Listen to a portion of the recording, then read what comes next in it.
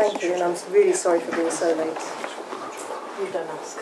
Sukhan is just dying to tell me he told me so to take the tube. But really, just in summary, because if this is a retrospective of that anti-war or stop the war movement of the last 10 years, I think for me the things that have characterised it is that we haven't really broken out of the cycle of the media and the establishment legitimising who's right and who's wrong. And I think one of the things that I've been thinking a lot about recently, and it struck me at the time of the momentum to the Iraq War as well, is that an awful lot of the sympathy that was being showed towards Iraq, and I'm sorry because I have to speak shortly, this is a big generalisation, but kind of carried on with a sort of legacy of the portrayal in the 80s of these were the good guys versus the bad guys, right? And now what we have seen now is, with the situation in the Middle East, I think I concur with a colleague who's just left that, well, you know, this is what the situation is in that part of the world, but it's up to people there to decide, not for William Hague or anybody else to butt in and say they're, you know, they're 2 pennies worth and then send some arms as well.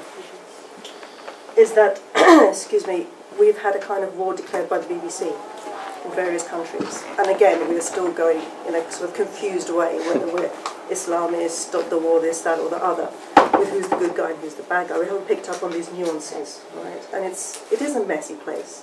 I personally am very much a supporter of Sayyid Nasrallah. I'm a supporter of Ayatollah Khamenei and the Islamic Revolution of Iran. I don't hide behind, hide from that, but you know, it's not black and white. It's not an easy way through.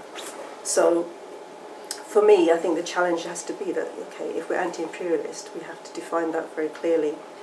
And we have to get over our own internal differences. We need our own space where we can have our own critique of what's going on in our spaces, okay? But that is not something that dominant cultures, powers, and especially governments have a say in. That's for us to decide and us to work out.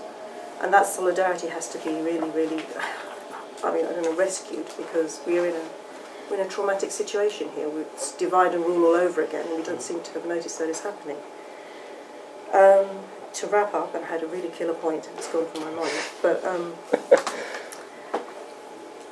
just, you know, we were talking about retrospective, but we just have to find a way to move forward. And I think it's about, you know, burying some of the antagonisms and being critical. We have to have a critical space, because if we're just going to take opposite sides, then we're just, you know, inverting the same problematic, okay? But we find our own solutions, and we keep having those discussions. Right now, we're all just sitting all over the place divided. Thank you.